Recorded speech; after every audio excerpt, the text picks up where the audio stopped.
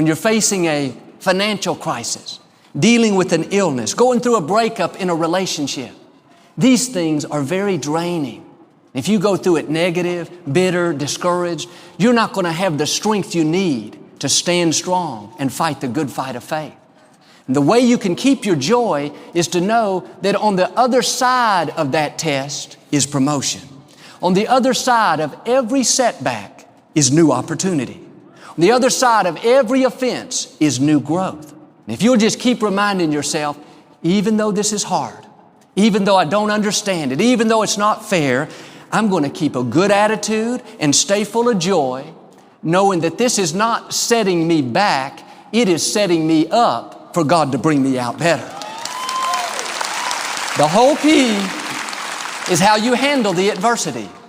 If you complain, you will remain. You'll stay right there. If you get negative and soured on life, you won't pass the test. There was promotion available. There was opportunity for new growth. But because you didn't count it all joy, you missed out.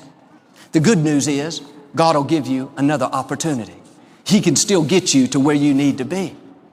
For instance, when somebody offends us, our attitude should be, I'm not going to get upset. I'm going to count it all joy. I know this is simply a test, and on the other side of this offense, I'm going to be promoted. When business is slow, instead of complaining, you count it all joy. This too shall pass. I know God is supplying all of my needs. Or when you face a disappointment, your emotions will tell you to get down and discouraged. You'll feel self-pity trying to set in. But instead of getting on board with your emotions, you start talking to yourself. Self, get up. Self, be strong. There are good days up ahead. That's how you pass the test. That's how you count it all joy. And in the tough times, don't be surprised if you feel that spirit of heaviness try to overtake you. Don't be surprised if you hear those thoughts telling you, it's never going to work out. You're never going to get well. It's over. It's done. Don't believe those lies.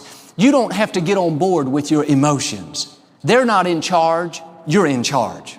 And instead of letting yourself talk to you, you need to start talking to yourself. In other words, when you wake up in the morning and that thought comes to your mind saying, it's going to be a lousy day, don't just agree and say, yeah, it's going to be a lousy day. Well, you got so many problems. You'll probably never get well. Yeah, I don't think I'll ever get well. No, turn it around and talk to yourself. Make a declaration of faith. I will get well. God is restoring health unto me. Early in the morning when that thought comes saying, you're depressed, it's bad, you don't have anything to look forward to. No, talk to yourself. This is going to be a great day. God has favor in my future. I can't wait to see what He's going to do. What are you doing? Counting it all joy. This is what David did. That spirit of heaviness tried to steal his destiny.